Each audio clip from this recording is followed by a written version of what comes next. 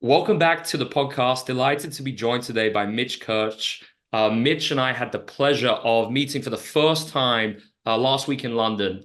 Mitch was running a camp here with Ricky Broadmoor, great coach at Barking Abbey. Mitch, we're going to get into that, but firstly, welcome. Great to have you on the podcast. Thank you. Big fan of the podcast. Love the work you're doing. So really happy to be here. Thanks so much, Mitch. So let's kick things off. I think firstly, you're known for sharing really creative videos on Instagram. And I think it's about a lot more than just the activity. We spoke about this a lot last week, like really going to the theory of CLA, ecological dynamics, all of that. But before we get into that, could you just introduce yourselves for the audience, kind of where you're from? And you've got a really unique background with kind of your experience now in Europe. So maybe just touch on that a little bit. Absolutely. I'm from a really small town in New Hampshire, about 7,000 people. And the fact I like to bring up frequently, maybe some people would disagree, but I would always claim that the three best players in our area all lived under the same roof. My dad was probably the best player, then my older brother, and then I was the younger brother always losing. And so that's really what sculpted a lot of my journey with basketball was just always competing with them, eventually getting to the point where it got too competitive to compete and then really trying to find unique ways to get better at basketball and in an environment where basketball wasn't really the priority. And so I grew up, was really fortunate to go to a great prep school in New Hampshire, got exposed to unbelievable coaching from the X's and O's side of things, but we practiced 5-on-0 for 2 hours every single day. And we eventually got really good at the end of the year, likely because we eventually played a lot of basketball and just had better players than other people. And we won a lot, but I always felt like there was a better way of doing it. And I would spend my summers in the gym there, just thinking, trying to be creative on my own, training really hard. And so that's kind of been a theme throughout my life. Like the reason I fell in love with basketball was trying to get better myself. And that brought me along to go play professionally in Colombia, spent 2 seasons there, spent a quick stint in France, and then just most recently playing in Norway. So I've been able to get exposed to a lot of different styles of basketball, a lot of different cultures. And all the while I was in high school, I started my training business. So I'm actually 8 years into my training business now, and we've grown that quite a bit. And the goal is to really bring New Hampshire basketball, Massachusetts basketball up a level, elevate the game. And a lot of what we do is CLA. But I post in a way that I'm trying to reach a wider audience to help grow CLA in a way that's not too intimidating for most people. Yeah. So that's the journey I've been on. I think seeing other parts of the world has given me a better perspective as to how I can share that and how I can connect with coaches, no matter what level they're at right now with their understanding of the CLA or ecological dynamics, wherever they're at, trying to meet them there. I love that. I think that's a really good segue into my next question. And I think before that though, it's really interesting just that playing perspective. I think that's so unique that you can combine that with like your training, coaching ideas. So let's get onto that. I think barriers kind of getting understanding the CLA. Are there any common themes, Mitch, just when you're speaking to other trainers, whether it's social media or in person, that you think keep coming up, which is maybe preventing trainers, coaches becoming more familiar with CLA as a framework? Absolutely. I post a lot of drills and I'll give good amount of explanation on the drills. And I don't feel there's anyone that disagrees that the drills are effective and that they're useful drills. So I think a lot of people will look at the stuff I post, maybe the stuff you post. I think you do a better job of explaining it in full. But there are a lot of trainers that post a lot of drills that would be considered constraint-led approach. But the value of the drill is understanding who's there and the adjustments you make along the way. So when you post the drill, people will see it and they think they can just copy that drill and that is CLA or that is a better way of coaching. Or maybe, yeah, that's a great drill to build off my 1-on-0 work, my 2-on-0 work, maybe this certain move we've been working on. So I think a lot of people miss the bigger picture with just posting the drill. And I think that's one thing that's holding the field back, because it's really not about the drill. It's about your ability to adapt as a coach, your ability to understand the players in front of you, what your team needs, what certain players need, and being able to be adaptable as a coach and creating situations for players to stretch their limits. So it's not about the drill specifically. The rules of the actual drill don't really matter unless you understand the circumstance. And I think that's the issue. People just assume you can take something that they see as a good idea and just plug it back into where they're at. But it's really got to have a deeper relationship with that environment as a coach. Yeah, that's great. I think that's so well put, man. It's I heard this last week when we were with Jesse Rawlings and at the practice, and I was Jesse's podcast will be on, I think 2 weeks before we put this one out.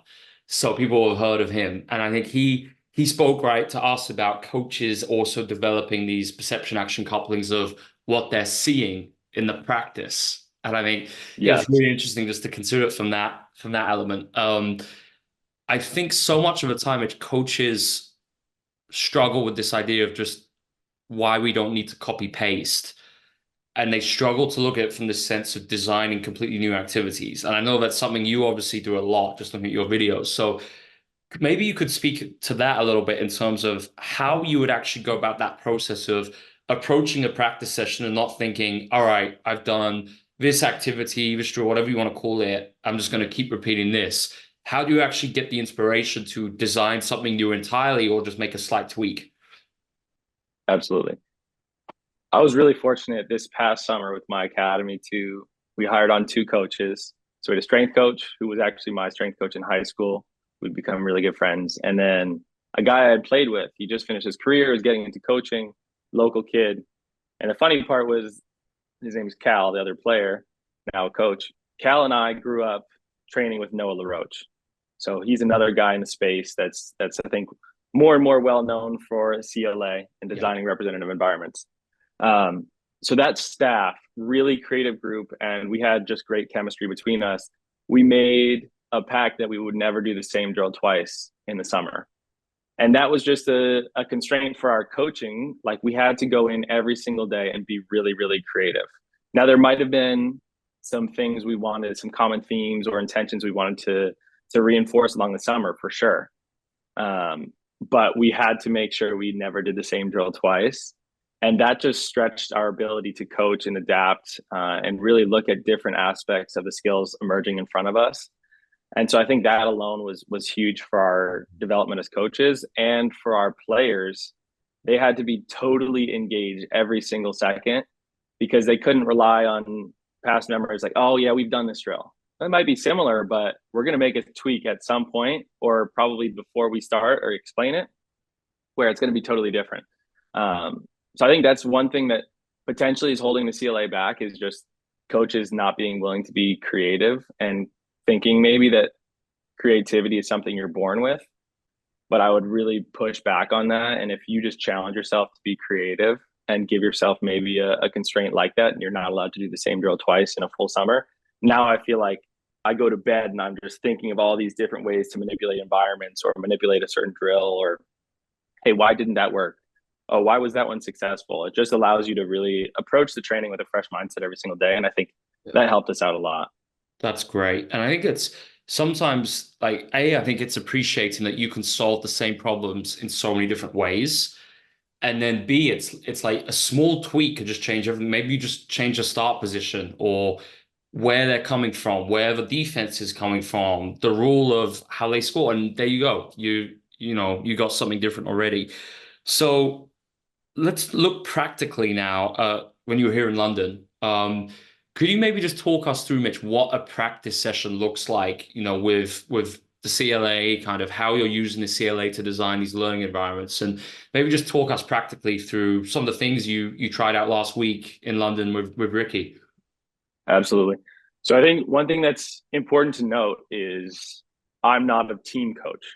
So when I'm doing these sessions, I'm getting people from all different teams that might have their own principles and Yeah. philosophies.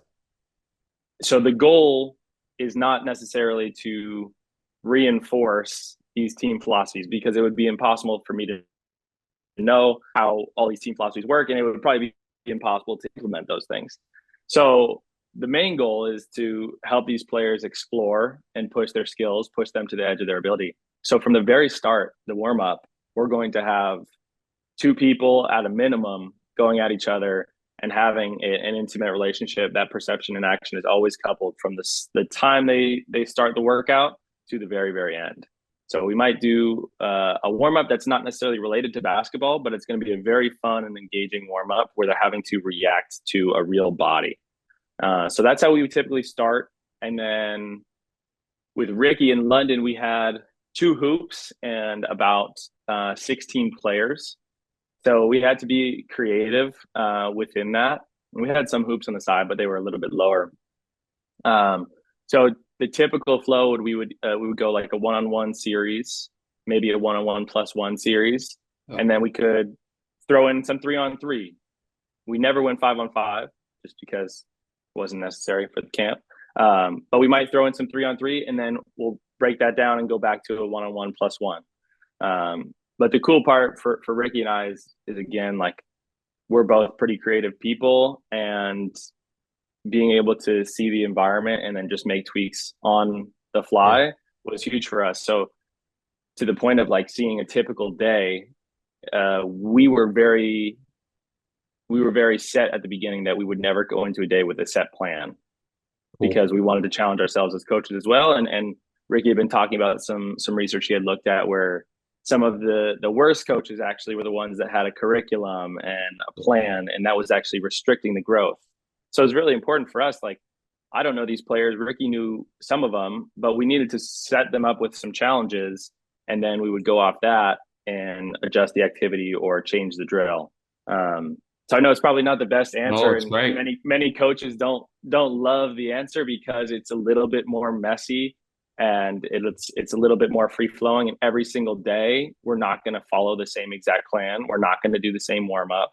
We're not going to do the same one-on-one drills. We're not going to do the same one-on-two drills. It changes every single day. And the cool part, another aspect that was really cool for us, is we got moved out of our gym for some test prep. They needed to set the gym up for some testing. So we had to move to a different gym for one day. And then the last day, we again got moved to a smaller gym. So with whatever gym we were in, that also adjusted the plan. So when we got to a really small gym, we did a ton of shooting. We did a ton of differential learning. We did a ton of decision-making shooting, 3-on-2s. But whatever it was, the big part for us was we were really intentional about observing the environment and then making the tweaks that we felt were necessary to challenge the players and allow them to explore and really get a better relationship with the environment. That's great. It reminds me, Mitch, of there's a great water slalom coach, Craig Morris, here in the UK, and he talks about being prepared but not planned. And I think, a lot of coaches would find it, challenging to go in and just improvise on the spot. But that's kind of all my morning sessions in Italy for 3 years. That's basically what I was doing. And just what you said reminded me of that. And that's some of your best ideas come up just within that flow when something emerges, you see it, boom, you just try it out. So out of interest, how do you find it working with another coach who's using CLA principles, but you've come from two completely different backgrounds and kind of, interpreted things your own way, that's the best thing about the CLA. It's like one framework, but there's unlimited scope for creativity. Yes. Day one for Ricky and I, that's a great example. Ricky and I came at it from two different approaches. I was probably more deep in the evidence going through and coming to the CLA. I think Ricky kind of naturally emerged for him. He found it on his own. So as far as me coming at it, I probably had a lot of terminology that to Ricky would mean nothing, but we were doing the same thing and making the same adjustments because we had a deeper understanding, but it was a different understanding. Big adjustment for day one for both of us who were used to leading things fully, right? Like, I'm very comfortable coaching with 40 kids on the court and just me. He's the same. And for us, we had to both take steps back and just shut up and let the other coach do it. And that was really, really uncomfortable at the beginning. Yeah. And we ended the first day and both of us texted each other later, like, hey, like I can do more tomorrow. Like, I feel like I didn't do anything. And he was like, I feel the same. And so it was an interesting situation for us. Like, we had to learn to just sit back and not say anything and let the other coach go and flourish. And I think once we got that flow, we both ended up learning so much more because we could see the environment from a different perspective. I had less ego in it, right? Like, if I change a constraint and it emerges or it doesn't emerge what I'm looking to happen, like, then I might feel a certain type of way. But if Ricky does it, and then I can look at that from like, oh, interesting. Like, I like that constraint. Let's see what happens. There's a little bit less ego, and I can probably see more clearly what's happening in front of me. So interesting for sure. But the main thing for both of us was just to take a step back. And then by the end, we were able to have some conversations where maybe I would talk a little bit more theoretically. He would talk more application based and see what he's found. He's been doing a lot of this stuff for 10 years or even Yeah. more, where I'm probably, 6 years into it. So it's cool to see how it all came together. But a lot of it was just being quiet, which was the most important thing. That's great. We spoke when we caught up, we were speaking just about some of the potential we've seen in London. Obviously, I've been here coaching. I'm from the UK originally, but first time I've been here in 7 years.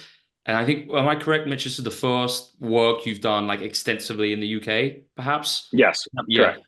So, I think something that stands out to me is that if there's kind of one country to really adopt CLA, it should be the UK because we've got nothing to lose. And I don't mean this the wrong way, but we couldn't be worse, right? So it's not like we're a country like Spain or Serbia where there's such a rich tradition and success of basketball. Nothing to lose. And you've actually got players who everyone says this, not me, but when you look at a British player, what do they struggle in? It's decision making, shooting, etc. So I think it would be great. Maybe we just talk a little bit now about what we were speaking about separately and like the potential of using the CLA in a country like the UK. 100%. And I think Norway in general is actually fairly similar to the UK, right? Because we have two countries, resources are there. Yeah. There is the money behind it, or there could be. But largely gym space is a limiting factor. Maybe the level of coaches is a limiting factor. And for the players, you need to be as efficient as possible with getting better. So I think in the US, right? I grew up, I had a court in my front yard. I could drive 2 minutes to my elementary school, get a court, another 3 minutes to my middle school, get a court, 10, 15 more minutes, and I could get access to probably 30 really nice gyms, like wood courts, beautiful rims, wonderful facilities.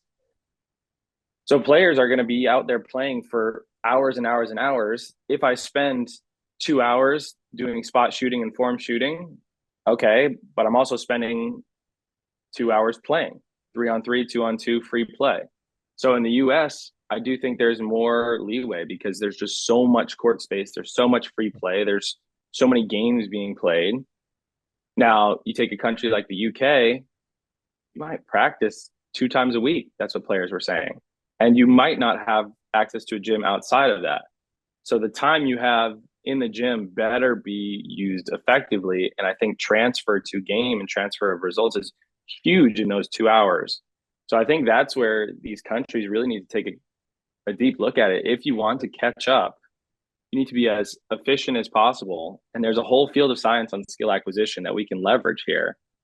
Why wouldn't we try and make a stab at it? That's going to be the most efficient way to get those consistent results, which is what we're after. And it just confuses me how people maybe don't see it, but I guess I'm less confused when I look at Instagram and I see that the videos that get the most support and that get the most virality are more traditional drills that aren't necessarily helping players transfer things over.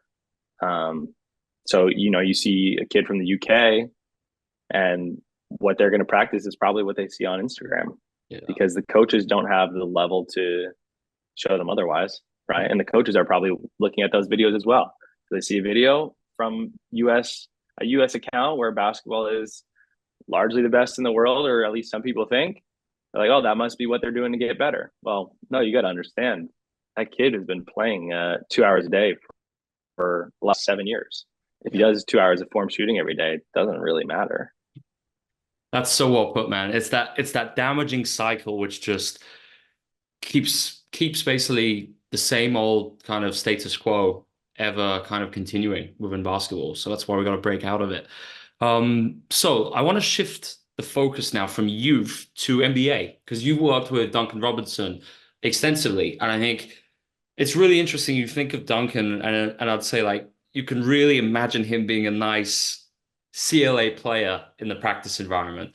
Um, so this is a very generic question, and we can take it more specifically from here, Mitch. But maybe could you just touch on, firstly, players' perceptions at the highest level working within a CLA framework? Because I've found nothing but positivity and how they really enjoy it. And I'd just be very interested to see what your perspective is on that. Absolutely. It is so surprising to me because once you get a player and they go through a full workout and they're challenged, they're engaged, they had a ton of fun, maybe they faced more adversity than they thought they would have, they're hooked. They absolutely love it and they can see the transfer. Like it makes so much sense to them. And they want to just keep coming back. Like I'm a fairly young trainer, right? And sometimes I'm training NBA players that are older than me. But if I set up the environment in a way and let them go through a full workout, after I get that first workout, it is so easy for them to come back because they feel the difference between what they're doing with more traditional stuff, maybe spot shooting, predicted moves, all that type of more traditional training, and then the more unpredictable, more game realistic CLA. It's really easy to get a player to understand it, and they might not be able to articulate it, but that's fine. They'll just keep coming back and keep getting their workouts in with it. So I really think the biggest barrier when working with those high level players is maybe just getting over the initial stigma of maybe some of the wackier things that I might post, because that is a little bit of the part of Instagram is like, if you want to be somewhat eye catching and get people to the top of your funnel, you do need to post some things that are a little bit more out there. So I've probably not worked with many NBA players because they might see a drill where I have a kid doing a somersault and then taking a layup, and they'll just see that and be like, what the hell is this guy doing? Yeah. But it's really not about that drill, and there's a deeper reasoning behind it. And then if you actually come to a workout, it's like, we're going to get you warm for a few minutes, and then for the most part, you're being put in realistic game situations. And if not, maybe doing some differential learning shooting, but you're getting a really, really engaging workout.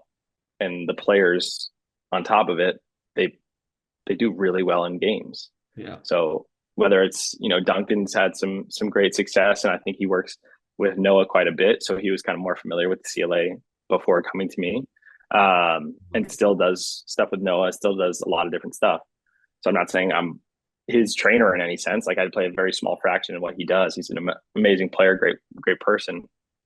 But the point is, like, he gets results from doing it. And then if you take some of the kids, like you worked with Brown, two of the guys at Brown that have come, they got really, really good in one summer and went from eighth, ninth guy on the bench to now playing significant minutes for a really high level team. And then I have another kid in high school who, it's like, he was a public school bench player, and now in one summer he's a scholarship player and one of the best players in the state. So I think it's really easy once you get in it and you see it, and the results come, I think, a lot faster for sure. It's just about that initial buy-in. But now I think because Duncan has bought in, and because some of the other high level guys have bought in, that definitely helps the case of like getting the players into the gym. And then once they're there, that's easy. Definitely. It's funny when you talk about the social side, Mitch. Like, I remember when I was in Italy, we posted some of our warm-up ideas, and coaches just got obsessed with them, for the right reasons and the wrong reasons. And it was hilarious. We had some of the crash mats out, and the guys were designing their own warm-ups. And sure enough, think about this from an affordance perspective. What does a crash mat afford you? Like, you can do some really cool stuff on it. And sure enough, like, guys are guys, they wanted to do like forward flips and all, crazy stuff like that on it. And it's just, they're having fun. They're being themselves. It wasn't us coming in and saying, all right, let's do a somersault. Now, sometimes I might do that in DL based on the group of players. And I remember another group, we gave them props and they came up with a spin the bottle warm-up game. It was hilarious. And We did it for probably like 2 minutes of a practice. And to be honest, it was still way more beneficial than a traditional warm up. But coaches just, they were kind of, I felt like they felt like it was some type of sacrilegious thing that we had done.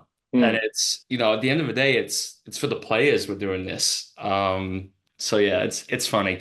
Let's go back to, using running a CLA workout with an NBA player. And let's say it was one player, and I think we got a growing number of professional NBA kind of coaches listening to the podcast, but it's just as applicable if you're working with a high school player. What would that look like if you're running this with one player? How would you kind of go about structuring the workout? absolutely. So first of all, I'm hiring defenders. Yes. I'm hiring the most athletic, longest defenders that I can find, and I'm probably putting some implement in their hand to give realistic length. So there's a video I had posted with Duncan shooting. We're doing some closeout shooting with some decision making, and the defender 6'7", played Division II, and he had a noodle in his hand. So Duncan had got that first shot blocked, and I think the defender probably blocked it at like 11 feet or something similar to that. And people were like, "Why would you ever do this?" And then a few months later, Duncan hits a shot over Wemby, and it's like, this is what he has to do, right? So he has to have the ability to get that shot off with some speed and at a high release, which he's really, really good at, because being up against someone that can block a shot at 11 feet is not unusual. But to your point, so I'm hiring defenders, at least two defenders, and then I'll be there as well. And reason I want to do that is with a lot of the stuff, I need to have a decision to pass the ball. So if we're working on shooting and there is no other option other than to catch and shoot, the player's not going to be looking for opportunities other than to just fire it off. And many times they're going to take pretty bad shots Yeah. because that's the drill, right? So we need to have those options. The reason I would have two defenders is most typically we're going to have a primary defender, and then the help defender is huge. And so with a lot of the NBA guys, I'll have probably three noodles. Might upgrade those to some more sturdy equipment this summer. But at least three noodles on the court at once, and then I'm a passer, screener. Ideally, would have actually one other guy playing basketball. So we have maybe two options to look for different angles of passes. And then from there, it's really a process of watching the film before the Yeah. workout and seeing what actions Duncan's going to be put in frequently, Yeah. what type of decisions he needs to make, maybe some different reads where he probably could have gotten 1 to 2 extra layups in a game off of. And if really realistically, if we can add 2 layups to his game, that's millions of dollars, right? Like it doesn't have to be these crazy changes. And if we're working with younger kids, like I'm not going to put a limit on them, but like Duncan has a very specific skill set, and we're going to be very specific to that. And then the one thing that we played around with this summer was Duncan had his strength coach from the Miami Heat there, and so we would have some days where I knew specific movement qualities he was playing around with. So that would shape some of the actions we would work off of. So that's another potential as far as how we shape the environment is like, all right, he's working on lateral movement. So we might have him play some defense and then transition into a set where he's got to move laterally. Maybe it's in the corner, right? He's really got to punch to the corner and stay in a really small box and get a shot off or make some decisions from there. But everything has defense with it. If he's playing defense, it has offense with it. Focus is going to be external, and it's going to be highly, highly challenging. And there's always going to be pressure on every shot. That's kind of the basic elements that are going to be there for everything. What would you say, Mitch, to the coaches or trainers who believe that you've got to teach moves and techniques still to players of that level?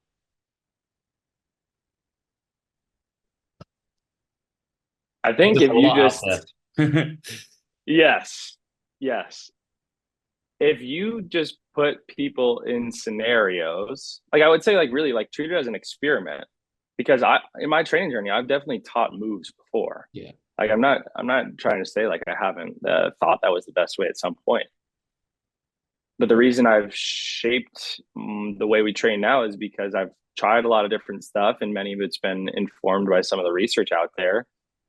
But really, if you're so bought into that philosophy, all right, spend a few workouts just trying something else where you're not teaching a certain move, but maybe you give some constraints to it, and then see how that transfers over.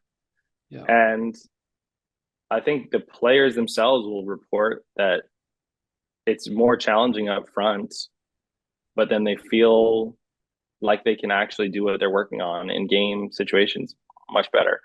Like it's not a crazy um it's not a crazy transformation. It's just like players know and trainers can see it pretty quickly. I think the biggest thing that's holding them back is maybe the ego aspect of it. Or sometimes I think they have the pressure from parents that believe they know how to teach something. Yeah. So it's like if I'm training a kid and the parent is information processing based but doesn't know that they are, the parent's going to be pretty uncomfortable and they're the one spending the money.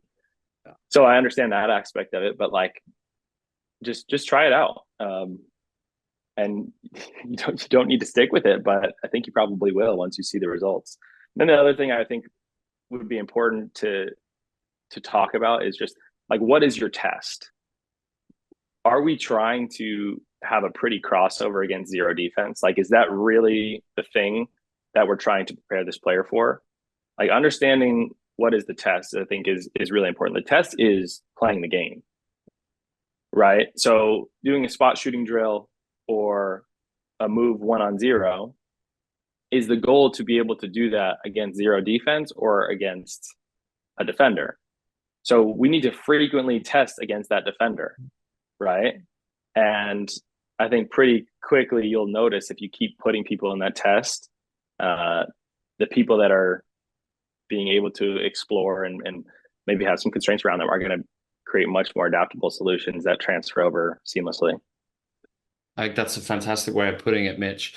So look, really enjoyed the discussion today. Where can coaches find out more about the work you're doing? The best place is Instagram. I post frequently there, and that's at Hoopin, HOOPIN _Mitch. And then I've just put out a website, and that is elevateball.com. Mitch, great stuff, man. Really excited to see, the next few months, what you're going to put out next few years even. Big thanks for taking the time to join us today. Thank you, Alex. Appreciate it.